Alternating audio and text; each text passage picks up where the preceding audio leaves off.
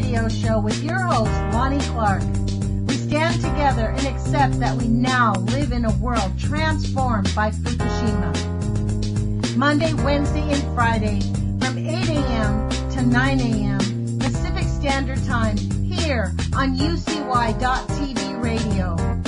We relentlessly engage every ear that listens.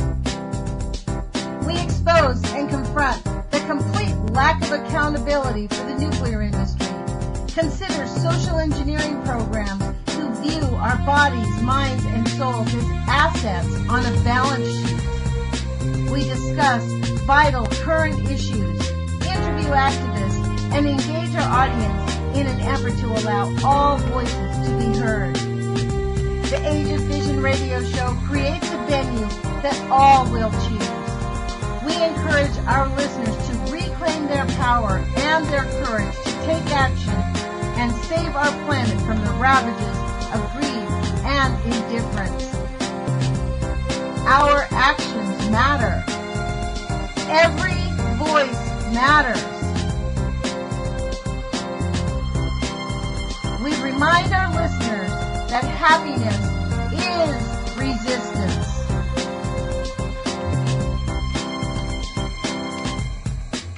Love is greater than fear.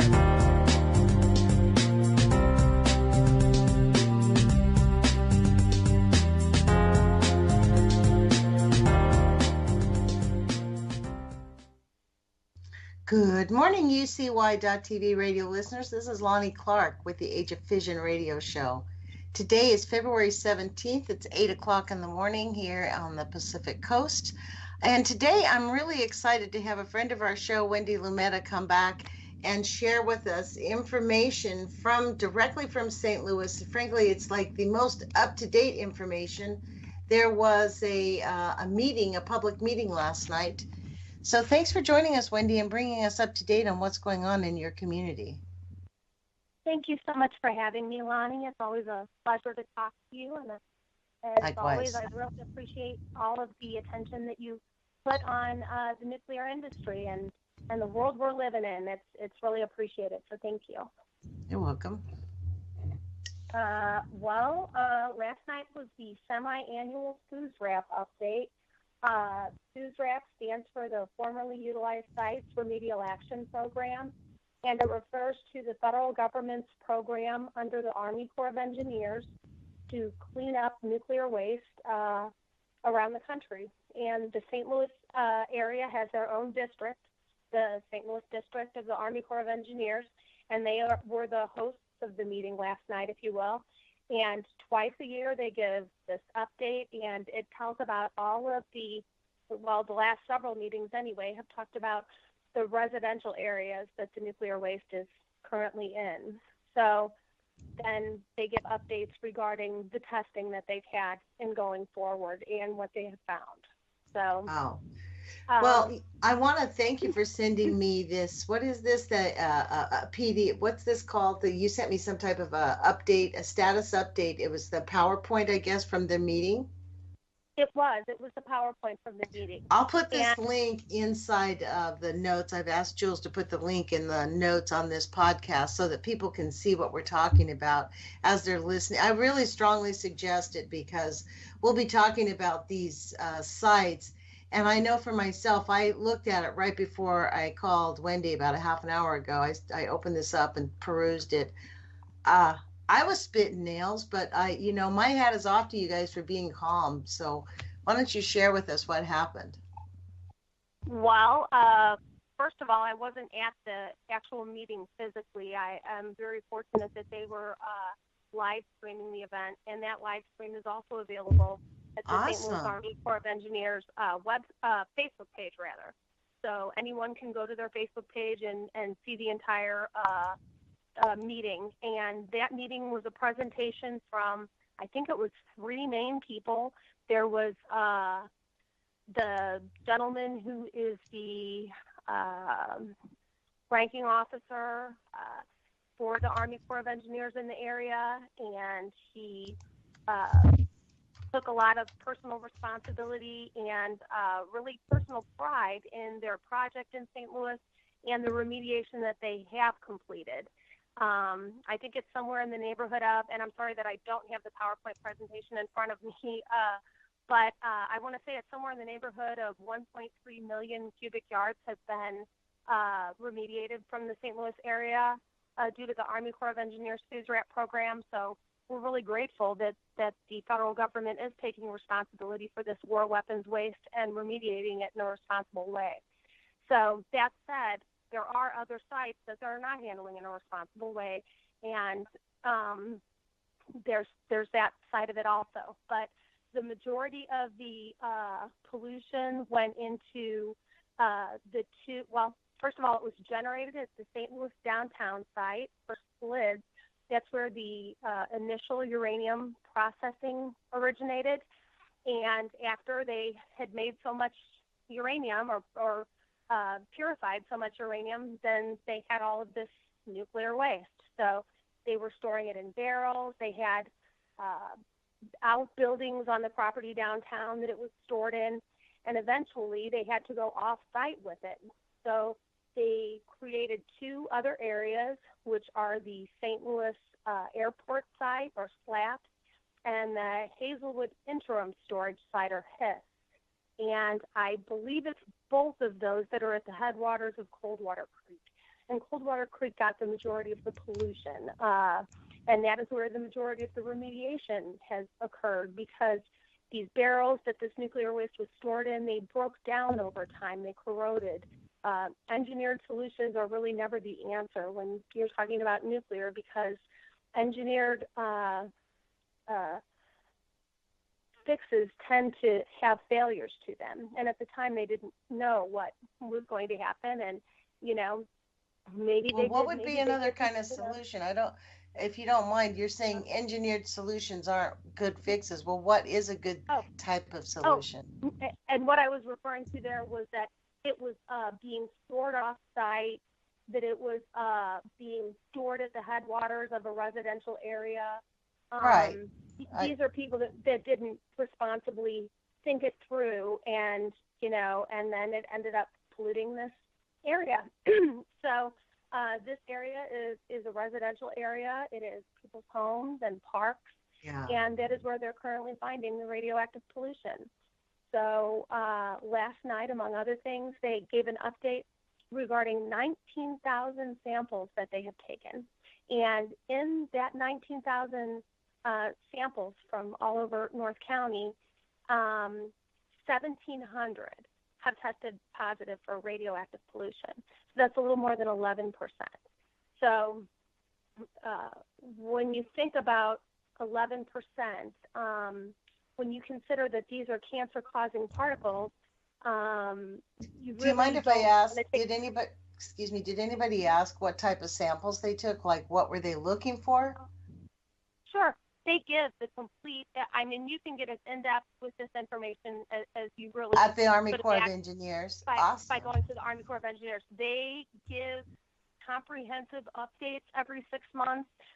Unfortunately, the podcast did not include the Q&A afterwards. Usually there is a Q&A. And besides that, the Army Corps of Engineers and the agent from ATSDR, Aaron Evans, that's the Agency for Toxic Substances and Disease Registry, and they are doing a public health assessment on the population of Coldwater Creek. And this is in collaboration with the Coldwater Creek Just the Facts Please Facebook page, who this was the group of high school friends that realized at a class reunion that their classmates were sick and dying of rare cancers. And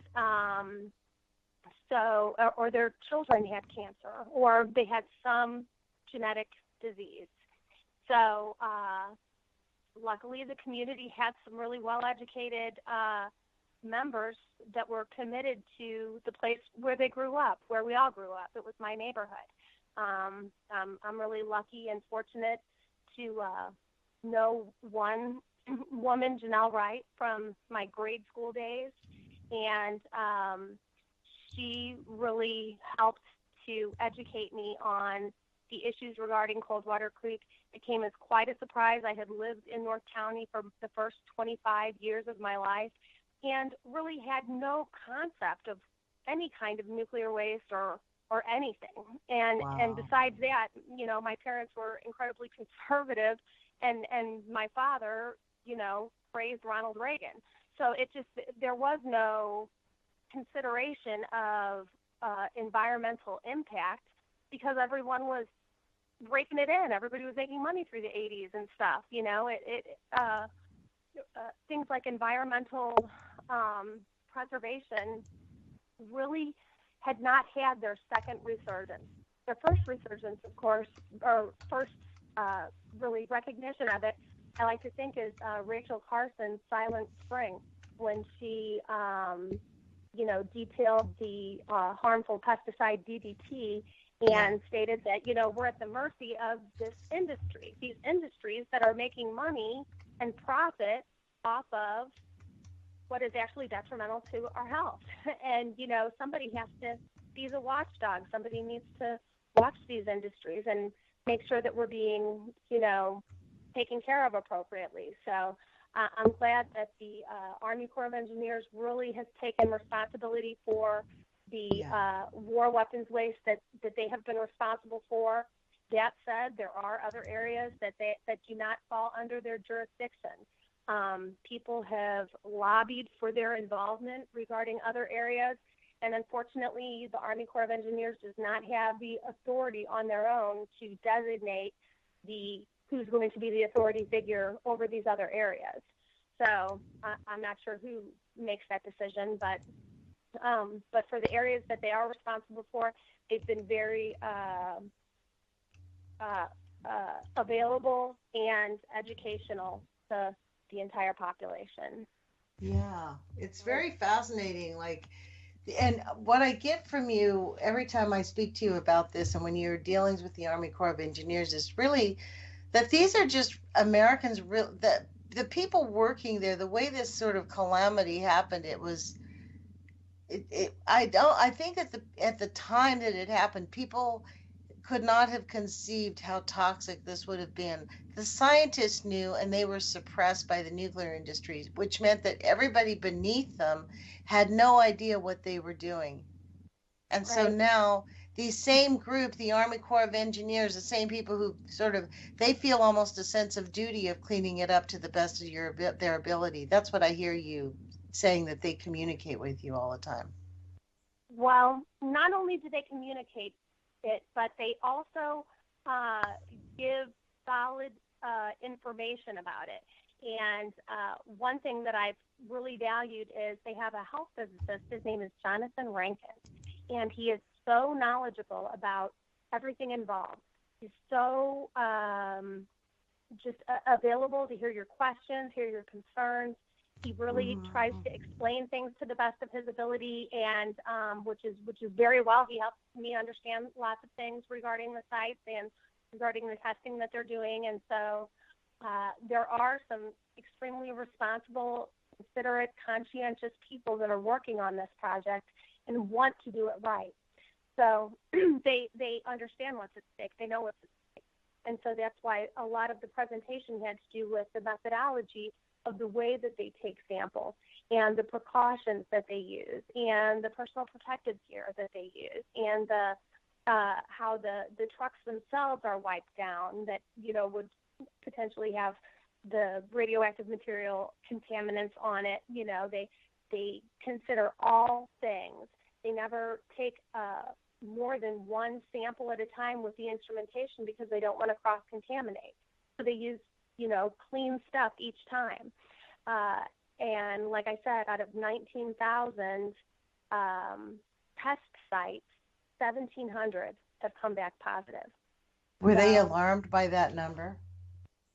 I don't know what they were expecting or what they had considered at one time. I understand that it was the Army Corps of Engineers' feelings that none of the radioactive material would be found north of 270, the highway that transects the area. and then it was across from there, and then they didn't think that it was going to be up to the St. Denis Bridge, and then it was to the St. Denis Bridge, and then they didn't think it was going to be in the residential areas, and then it was found in a couple of parks, and then then they found it on Palm Drive in Hazelwood, another residential area, and then they also discussed at the meeting last night that there is an area of remediation needed by the property is owned by the Archdiocese of St. Louis, and so they said that it is not a residential area per se. So the health physicists have to use calculations on how the radioactive material is going to impact people, and they'll always take a calculation that is considerate of the most vulnerable populations. They want to get it all the way down to background level. And so because the Archdiocesan property is not residential, it's not habitable by humans currently, then it falls to a lower priority level. Right now they're still working on the remediation of the parks that children come in contact with, of the homes where people live, and the creek backs up to their home. And so those are their areas of focus. And then in going forward, they talked about, like I said, Aaron Evans from ATSDR was there and gave a short presentation about the public health assessment for the population there. So I would really encourage anyone who has any questions about that would definitely consult the Coldwater Creek Just Attack Please Facebook page. These administrators are extremely knowledgeable in all of their areas of expertise, and they want to get this right as well. They all have a personal stake in this. They all have either themselves or someone that they know and love has been lost by the Coldwater Creek radioactive pollution. So thank goodness that we have these representatives of the community that have been able to piece this information together, really, because I don't think any of us really knew that there was radioactive pollution and that it would cause cancer and that it would cause birth defects and all these different things. I don't, this was never part of the discussion when I was growing up. Never, ever. It just, why would it be, really? It just completely eluded. Well, and I really only have myself to blame because in 1989, which is when I was 18 years old, was when the Post-Dispatch, my home newspaper, had an expose of many days worth of reporting on it. And I think I was just, I was 18, I was in college, you would think that maybe I would have been a little bit more in touch, but I really wasn't. I was just in my own little bubble, and I didn't read the news. I didn't think about stuff like that. And it just... well, it's you did exactly what you were trained to do, Wendy.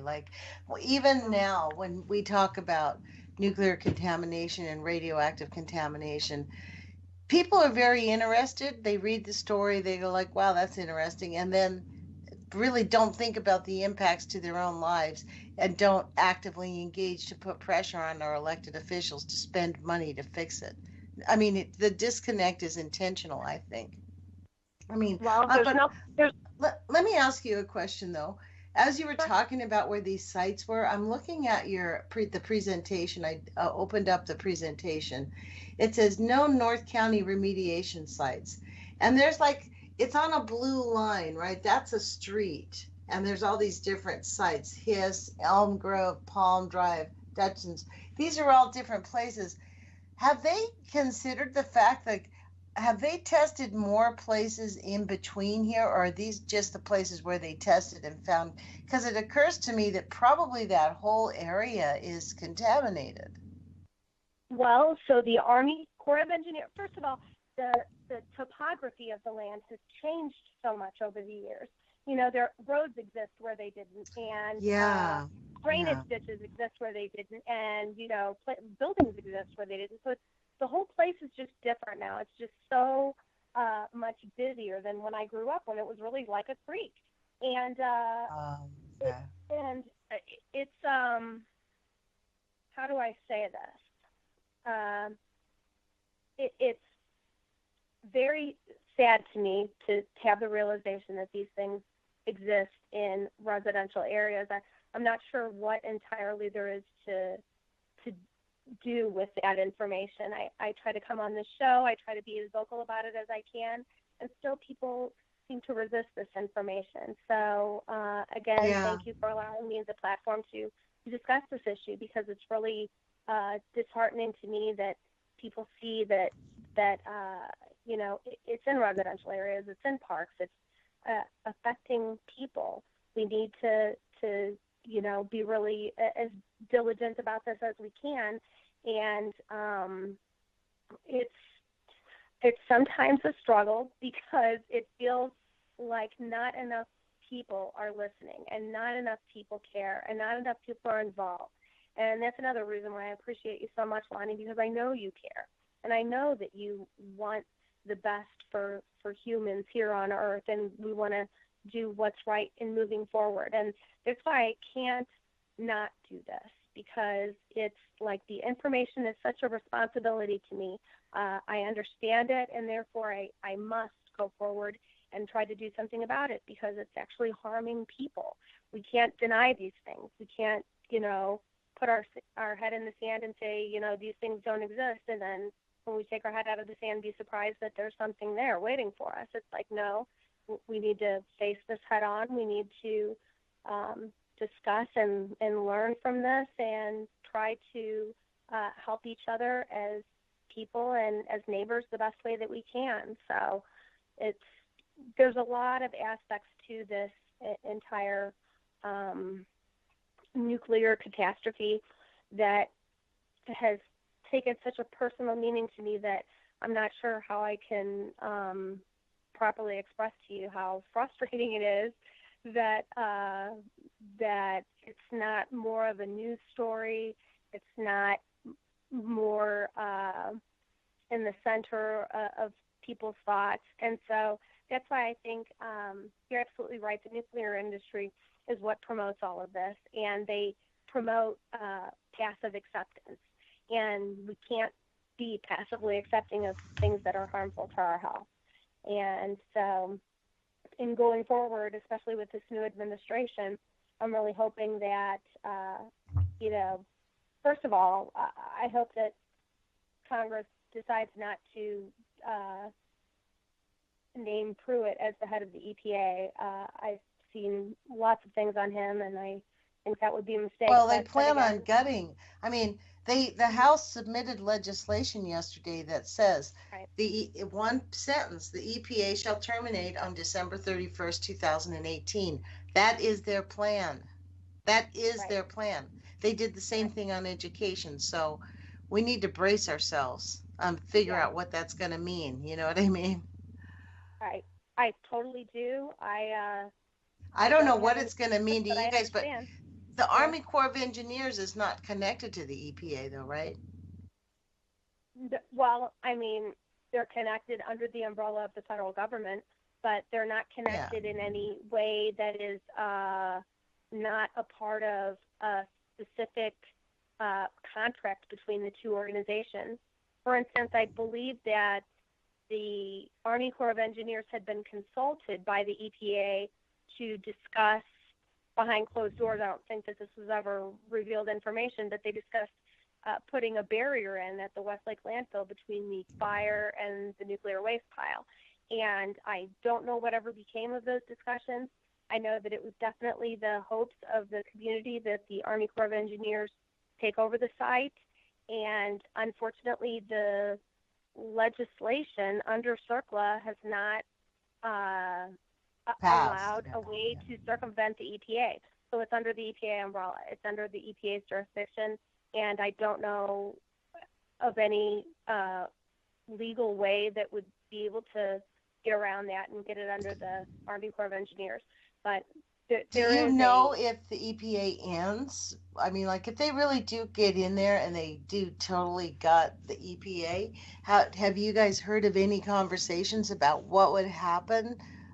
Would the Army Corps of Engineers take over?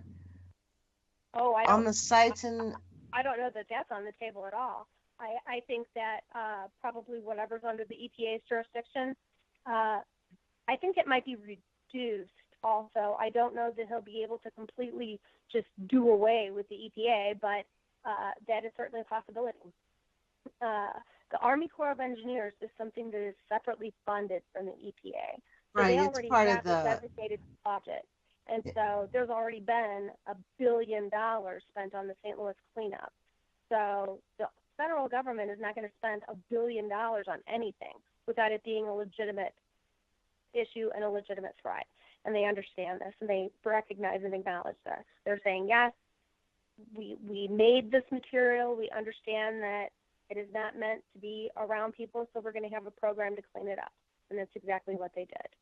So, and monitor. They actually have a monitoring. Like at the end of the presentation, they talk about their monitoring, how they plan to do long-term monitoring. Once this is all, yes. I mean, this is a long-term project and they know it. They're very realistic. I mean, looking through it, how did you feel at the end of the meeting? Did you feel like your questions had been answered, or did you feel like there was things that they weren't quite doing yet? Well, like I said, I didn't hear the Q&A after Aaron Evans' presentation. The live broadcast just cut out then. So, but that was another thing I meant to mention before, and that is that some of it is prior knowledge from other meetings, in that I understand that the methodology of the Army Corps of Engineers is that they test from an area of higher concentration until they get all the way down to an area of lower concentration and then to an area of background.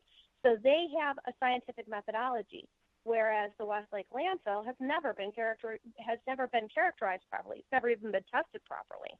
So there's a lot of dispute in terms of the way that it's been handled, because under the EPA, they kind of continuously study things for literally decades. And they've just been able to pass the buck and pass the hot potato on down administration after administration, with nobody having resolution to it, and just having a whole bunch of studies that all say the same thing. It's terrible and it needs to go. And in the meantime, there are lobbying groups that are against this. There are, people that are financially invested in making sure that it stays with the EPA. So that's what they're doing. The owners of the landfill, for public services. Wouldn't that be ironic, Wendy, because this legislation the House passed says the EPA will terminate December 31st, 2000, the end of next year. So wouldn't that be ironic if part of their solution was to tell Republic Services that they're now responsible for the cleanup, and we'll give you money and you can directly clean it up yourself? And you know something? There is a small part of me that actually hopes that that is what's going to happen, because it's stagnated under EPA authority. It's been there for 27 years. They have literally not done a thing other than PR and testing. Well, neither will Public Services. What needs to happen is the Army Corps of Engineers needs to take it over. Yeah, that's exactly right. That has been my belief all along. I think that is what everybody really has wanted, because we all recognize that it's dangerous, and definitely not be close to this subsurface smoldering event. This is just terrible that this other thing is happening. But unfortunately, we're talking about the main source of the pollution here, and that is Coldwater Creek.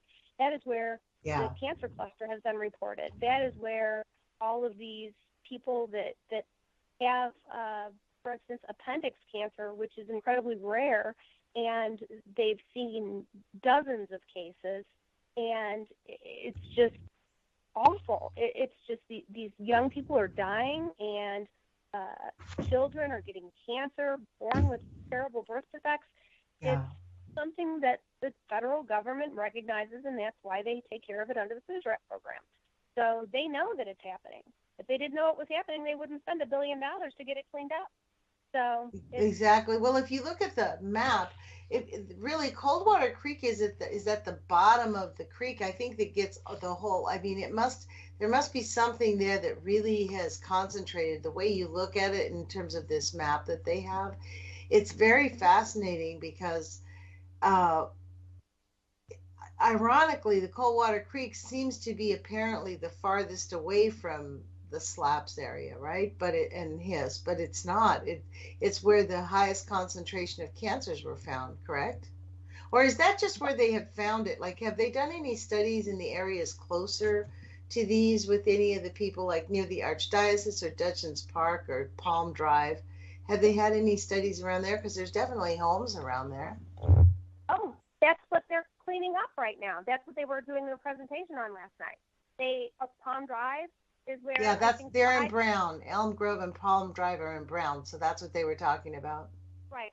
And then Duchesne Park, they talked about that last night. I believe they said they wanted to be done with that project sometime in the next, let me see.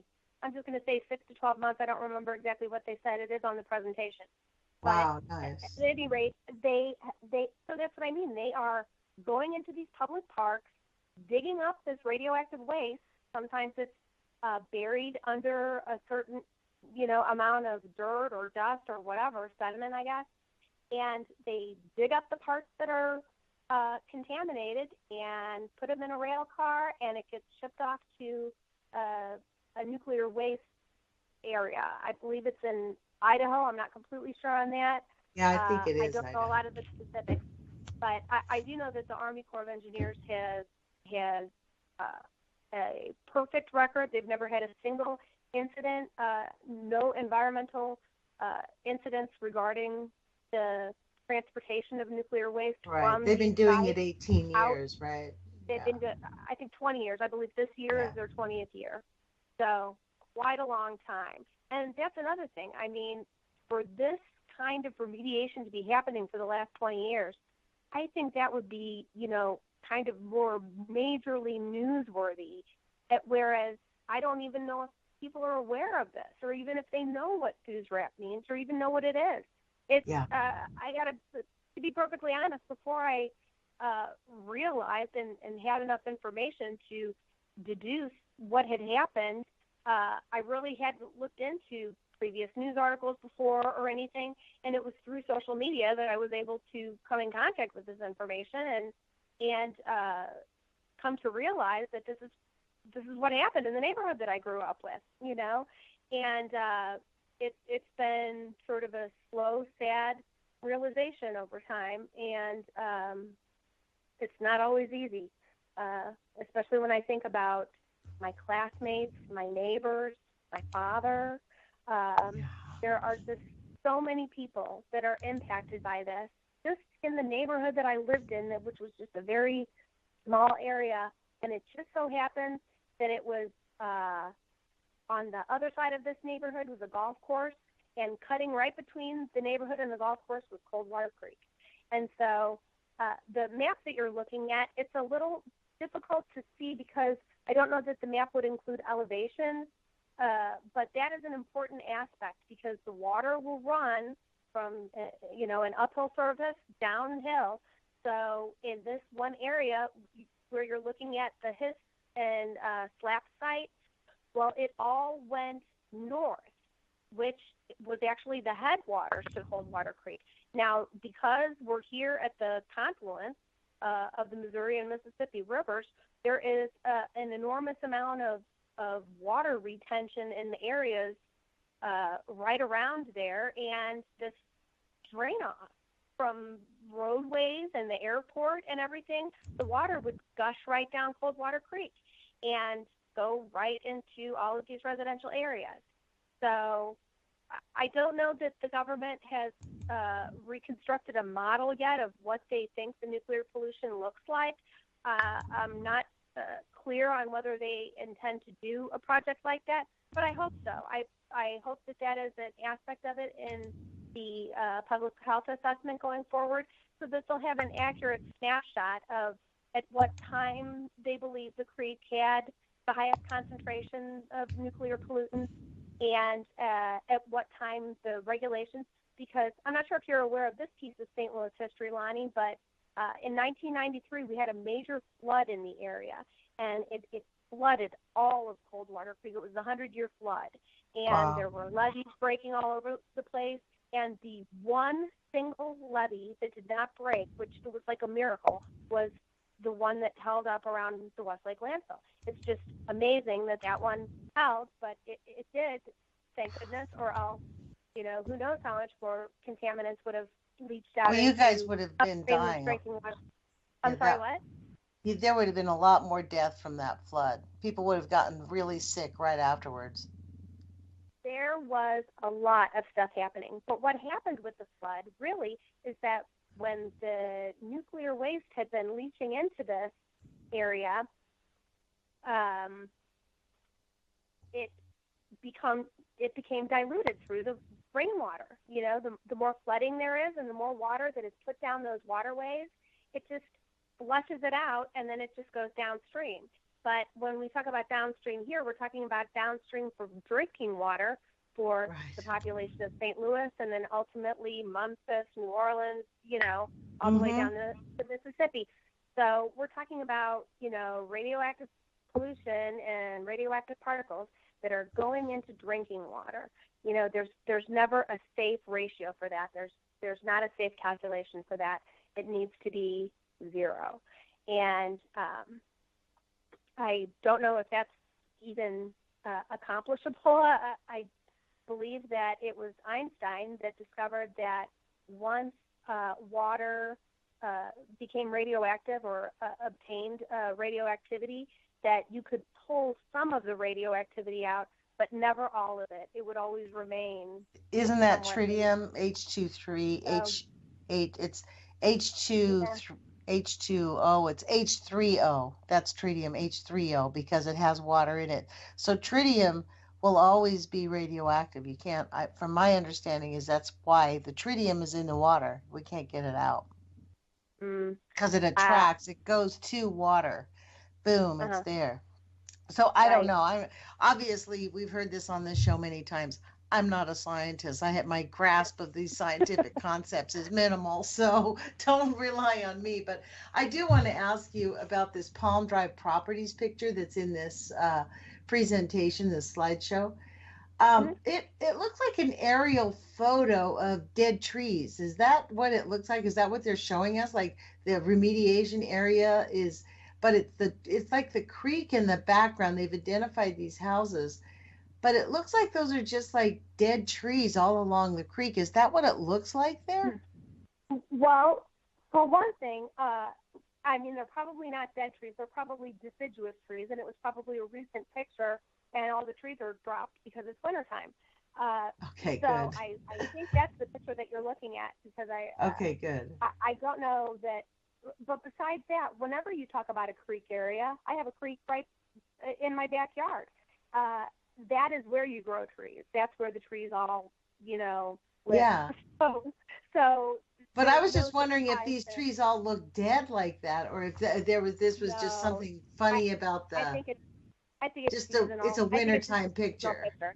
Yeah, Okay. I do. I think that's seasonal. I don't think. I mean, it's possible that there are some dead trees in it, but for you to say all of the dead trees, that makes me think that it's a seasonal picture. So yeah, that's our creek is looking pretty bare these days too. It gets a lot greener in the spring. So, Okay, good. Well, I but know that no, the reason I ask is because I read an article recently that was talking about the dying redwoods. We have less than 10% of our redwoods alive still. So I wow, was just that's looking at sad. the trees on this creek going, oh my gosh. So that some of them probably do have serious contamination, but that it's not, they're not all completely dead. Well, I think that those things could probably be determined by science in terms of That's right. They could test of it. bio uptake of the roots of the different plants and how they you know, store it or whatever. But like you said, I'm no scientist either, not by the longest shot, and so I don't know what would be involved in doing that. But yep, it's a complicated mess up here. But I don't believe that that is. I don't think that what you're seeing is a tree kill off, and I don't think that the radioactive contamination has anything to do with that. I think it's just a seasonal picture. Okay, good. Um, Thank you. That made me feel better. yeah. In my little pea brain Okay. scientific mind, Yeah. I feel comforted. So I Well, want to that's highlight also this long-term water monitoring program for North County. I found this very interesting. Did they talk about that much? I'm certain that they did. I was a little bit distracted when I was watching the sample. meeting. Well, they were talking about 1 to 4 samples per year, depending on the levels of contaminants. So I found that interesting. I would wonder if they did 1 to 4 samples. If they take one sample and find nothing, do they try it again? Or if they take one sample and find nothing, do they move on? Do you know about that? I don't know about that issue specifically. I know that the Corps of Engineers works within a scientific methodology, and they do it according to what is Standard reasonable procedure. and expected. Yeah. And again, when they test and they find it, then they go with the scientific approach. They're going to try to find all of it that could potentially be in that area, however wide the margins go. That's part of the complexity of it, is that sometimes it exists over perhaps 2 or 3 or 4 property owners' edges, and they all have to be notified, and they all have to be requested their permission to do this testing. So there's quite a long legal aspect to it as well. And I'm sure the Army Corps of Engineers is also considering all things with regards to that. But that will not change their mission. Their mission is to go out and find all of it and then remediate it, get it out of the areas where it could affect people, and go from there. So I can only say that the information that I have received from them seems reasonable and seems well communicated. If you have any personal knowledge of any thing suspicious or any reason that you would have to question a certain area, they'll come out and test it. They want to find where it exists, if at all. They know that it exists now. They know that it exists north of 270. They know that it exists north of the St. Denis Bridge. So they know that the model of what happened to the nuclear waste is there. We know what happened to it. It went into the creek and then just dispersed out throughout the watershed, which is, many square miles of watershed among different residential areas. And then this neighborhood was built up on top of it. The neighborhood existed after the nuclear contamination. Oh, I my believe. goodness. So it was really a matter of, I just saw something. It's terrible. Here in Missouri, we have a new governor, and the old governor had a park, I think, named after him. And in 1 month, the park is no longer.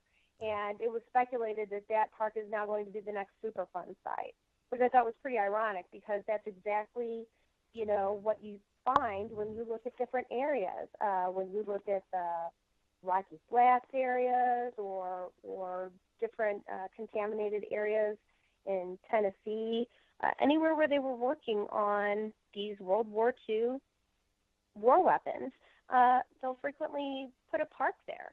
And the reason that they do that is because then the physicists do not have to calculate a 24-hour exposure rate model. So what? Say that again. Tell me, okay. What does that mean? How does that happen? Okay. Well, the physicists calculate how much exposure you're going to get to the radiation that exists in that specific area. Right there where you live, they're going to calculate how much the background radiation is, and then they're going to calculate how much it is over what the background is. And so when they are calculating this, they have to take many things into consideration. And one of the most important things is, how is this land going to be used? And if this land is going to be used for residential areas where homes and people where they live, where that's going to be, then that has to be the most sensitive to the environmental code. It has to have the most sensitive readings, if you will, or requirements, because they have to consider a 24-hour exposure rate, because people are living there. They could potentially be there 24 hours a day. So that's the rate that they determine as the exposure rate. When things like a park are there, well, parks are only open from, let's just say, 9 in the morning to 9 at night. It's, of course, it's variable according to sunlight and whatnot, but for the most part, parks do not have a 24-hour exposure rate because people don't live there. So that is how the radiation rate is calculated in parks. It's not calculated according to a 24-hour model. It's calculated according to a 10-hour model, or however long the longest time would be that somebody would reasonably be there. Now, that is so outrageous. That is what we have going forward in this day and age. I hate to say it, but that is the way that the not acceptable. Again, that in my book, that is not acceptable. Wow. There's lots of things that aren't acceptable, and I get you, Wendy. I get just some of this government issues these days. So this is why they put these in, so that it reduces the radiation area where they have to test. I'm sorry, could you repeat that? Do you think they intentionally put a park there so that they could test it differently? No, I think that city planners at the time might have put parks in polluted areas because they knew that they wouldn't have to calculate a 24-hour exposure rate. They know that they would be able to get away with it because people would only be exposed to it for 10 hours a day. So it's, without regard to the fact that it's children who are most highly affected. And you know what? Children have never received the information that they need regarding peer-reviewed information about the effects of radiation. That has effectively, to my knowledge, never happened, and I've consulted with a health physicist very recently about this. And say that again. You consulted about what? What did they tell you that has never happened? I consulted a health physicist, a scientist who is a health physicist, and they told me that. I'm sorry, I just completely drifted off of the point I was just trying to make, and I went right back I was wondering about children. He was saying that children have never been tested. No, not that they've never been tested, that they have never been scientifically peer-reviewed studied. We have data, in other words, on That's not true. Dr. John Goffman had. That's not true. Dr. John Goffman did plenty of studies. Dr. Linus Pauling and Dr. Arthur Tamplin did. I have books I can send you. I have a scientific book, a big fat book on health and human radiation. It's not me that you have to convince, Lonnie. I don't need convincing. I understand perfectly well. It's that children are not represented in any other widely accepted peer-reviewed information outside of these three parameters, that being having an acute exposure to radiation, having a cancer treatment exposure to radiation, or having a nuclear worker exposure to radiation. Outside of those three scenarios, they don't have any testing per se, not testing, but studies on how the radiation affects children, babies, and fetuses. And so for that matter, what you're saying is they've never studied like the parks, the children who go to play at these parks. They've never studied those children to see how that exposure might have affected them. Well, right now there is a public health assessment going on with ATSDR, which is a division of the CDC, the Centers for Disease Control, and they are obtaining this information from the public. They currently have an agent, Erin Evans is her name. She's very nice. I've met with her many times, and she's always very accessible. And she is interested in getting this right as well. And I do think that they are going about this in a scientific approach that would be considered ultimately the report that they need to be able to prove the exposure. I believe that they're on the right track with this because Erin is very, involved, and I'll even use the word passionate about this cause. She understands that there are 6 children involved, and, she's not immune to the, human aspect of this. And if this is something that's really hurting people, then we need to get rid of it. We need to stay on top of it. We need to make the population aware so that they can get the advanced and preventative care that they'll need going into the later years of their life, with the understanding of what latent disease effects means, and what that a cancer can begin with one single cell that has corrupted DNA, and it can, over a very slow time, grow as a very slow cancer and can literally take decades to present. It's causing changes in the fertility of the population. It's causing thyroid disease. There are, I believe, 27 separate cancers altogether that have been identified by the ATSCR as being caused by an exposure to ionizing radiation. And I believe all of that information is also on the ATSCR website. And probably for really good information, again, I have to go back to the Coldwater Creek Vaccines Facebook page, or the Facebook group, rather. And they really have the really up-to-date information regarding this project. They follow and really hold the federal government accountable for each and every thing that's being said. I don't know that the FUSRAP information had been as well communicated before. I don't know what the communication level was like before I became involved, other than to say that since I have been involved in this, the communication has been very good, and it's actually been improving over the years. So, again, for however disillusioned I might be at people that, are apathetic to the cause, or don't know about it, or don't understand, don't realize, there's also people that absolutely understand and absolutely want to get it right, and people like you that help shine the light on these issues and help people to understand that this is something that we all need to take a role in. We all need to join hands and be together on this. I did want to make one other mention about this past week that we haven't talked about, and that is that there was a CAG meeting this past Monday for the Westlake Landfill, which is their community advisory group. And my husband and I are both voting members on that group, and so we attended that meeting. We saw the young folks from Alex Cohen's group, So Much Water, taking a stand on the EPA's decision regarding Area 3 and the groundwater pollution at the Westlake landfill.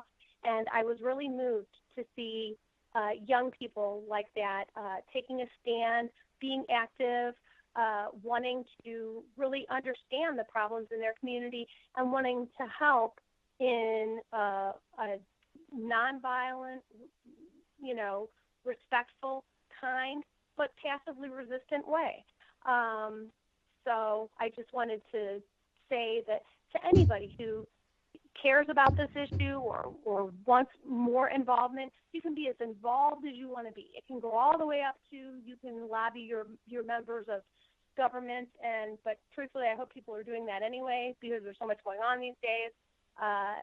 Really, everyone should have their voices be heard, but especially the young people, because this is their earth to inherit from us.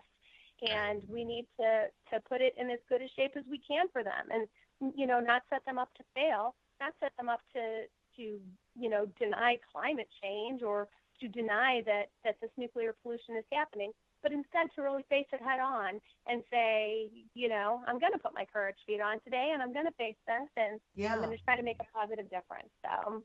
Well, that is really the key. I mean, the truth is, we're in it. There's no getting out of it. This is the reality. We cannot, it doesn't help anybody for any of us to just turn our face away from it, because the only way out is for us to move ourselves out of it. And I appreciate your attitude towards the Army Corps of Engineers and acknowledging their efforts and their conscientiousness and attempting to do the correct thing and, make things right, realizing oh my gosh, this was, mishandled. And now the fact that it was mishandled made the situation worse. The fact that they, put it on top of parks so that they don't have to count it, that was intentional then. They kicked the can down the road, and now it's time to pay the piper. And it's important for all of us to just face it. It will go quicker if we all just face it. If we embrace each other and not be afraid of it, because really there's nothing to fear. We're not going to drop dead tomorrow, as people in St. Louis have found out. Nobody's like, you do get very sick. It does cause a lot of serious illness. It is an unfortunate, very grave, I think it's a very grave situation. But until we have the ability to be responsible, I mean, I have a saying that I learned a long time ago: responsibility looks forward, blame looks backwards. And so it's important for us to look forward and accept responsibility and give up on the past, because the present is a gift, and this is really all we have. And it's very important for us to use it in the best way to move forward, so that in the future our children can have a life. I mean, we're talking about a serious contaminant that realistically, if we ignore it, there will not be life on this planet, period. I mean, that's as serious as it gets. Well, just to even hear the commander-in-chief talk in a cavalier way about using nuclear force means that he doesn't understand the nature of it, and that he is not embedded in fear of what could happen in the nuclear aftermath. This is just such crazy times. I don't know what's going on, but I know that there are things worth working for, things worth fighting for, and because we can stop that if we speak out against. Exactly. That's why it's important for you to even raise this issue about his lack of education and his lack of it's a lack of comprehension on his part, the severity of this. Yeah, it definitely is. I don't know what's going on. It's very it's just crazy from day to day. Well, it is the Chicago boys. I mean, we've seen this. This is the Chicago boys. Neoliberal ideas being imposed upon America. This is why they want to gut the EPA, the Department of Education. Those concepts are: get rid of all government assistance, stop spoon feeding the populace, let the corporations handle it, and we'll take care of it. And if there's poverty in the country, that's a side event of having a thriving capitalism system, and that's what they accept. That is really what they want. It's a callousness that we have not been accustomed to in our country. So I don't know. And I think it's very important for us to speak out about it, because the callousness is going to affect the people where every portion of nuclear pollution has happened. And let's be clear, folks, it's happened on almost every square foot of this nation. It is beyond comprehension when we look at what we have done to our planet with nuclear pollution. So we have just a couple minutes left, or maybe a minute left. Wendy, I want to thank you for joining us, and I really appreciate you being a friend of our show. I hope you will come back and we can discuss more of this. And I thank you for putting up with my infantile questions on all of this. I really appreciate it, because I am really not educated on this stuff. And frankly, to be honest, I don't want to have to study all these studies. I bought these books from John Goffman to okay, I'm going to learn about this. And I'm reading it. I'm like, I don't even want to. For me, the bottom line is it kills. There are scientists who could handle it appropriately and responsibly if we'd let them do it. But I want to thank you for joining us and being here with us, Wendy. It really makes our show so much better. So thank you for everything you've given us. Oh, you're so kind with all your sweet words. And there are no bad questions. And I welcome the opportunity to answer any questions that anybody might have. And if I don't know the answer, I'll certainly try to help you find it. But I just really appreciate you putting your light on this and shining your light and love on St. Louis. Good ending, Wendy. Thank you. Put your courage feet on, you guys. We'll talk to you soon.